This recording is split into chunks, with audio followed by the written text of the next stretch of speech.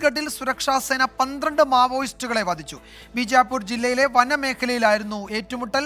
നിതിൻ അംബുജൻ വിവരങ്ങൾ നൽകും ഡൽഹിയിൽ നിന്ന്. നിതിൻ, കഴിഞ്ഞ കുറച്ച് ദിവസങ്ങളായി ഈ മേഖലയിൽ ഏറ്റുമുട്ടൽ തുടരുന്നുണ്ട്, മാവോയിസ്റ്റുകളെ സൈന്യം വധിക്കുന്നുണ്ട്. ഇപ്പോൾ എന്താണ് സംഭവിച്ചിരിക്കുന്നത്?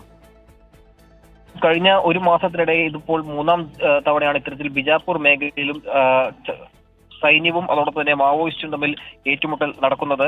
ഇന്ന് രാവിലെ ബിജാപൂർ ജില്ലയിലെ ഗംഗലൂർ എന്ന വനമേഖലയിലാണ് ഇത്തരത്തിൽ ഏറ്റുമുട്ടൽ ആരംഭിച്ചത്. പീഡിയ എന്ന പോലീസ് സ്റ്റേഷൻ പരിധിയിലാണ് ഈ ഏറ്റുമുട്ടൽ നടന്നത്. മണിക്കൂറുകൾ നീണ്ട ഏറ്റുമുട്ടലാണ് നടന്നത്. ഏതാണ്ട് 6 മാവോയിസ്റ്റുകൾ വധിച്ചു എന്നാണ് ആദ്യം സുരക്ഷാ സേന കണക്ക് പുറത്തുവിട്ടത്. പിന്നീട് ഇപ്പോൾ 12 മാവോയിസ്റ്റുകളെ വധിച്ചതായുള്ള വിവരം ഇപ്പോൾ മുഖ്യമന്ത്രി വിഷ്ണുദേവ് സായ് തന്നെ ഇപ്പോൾ വ്യക്തമാക്കിയിട്ടുണ്ട്. എന്തായാലും പ്രധാനമന്ത്രി നരേന്ദ്രമോദിയും അതോടൊപ്പം തന്നെ കേന്ദ്ര ആഭ്യന്തരമന്ത്രി അമിത്ഷായും മാവോയിസം എത്രയും വേഗത്തിൽ തന്നെ അവസാനിപ്പിക്കാനുള്ള നടപടികൾ തുടരുമെന്നും അറിയിച്ചിട്ടുണ്ട്.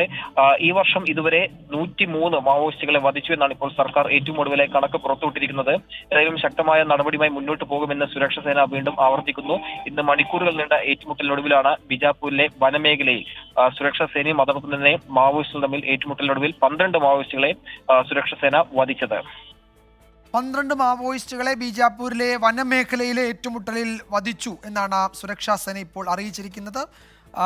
ഏറെ മണിക്കൂറുകൾ നീണ്ട ഏറ്റുമുട്ടലാണ് ആ മേഖലയിൽ ഇന്നുണ്ടായത്. നിതിൻ അംബുജനാണ് വിവരങ്ങൾ നൽകിയത്.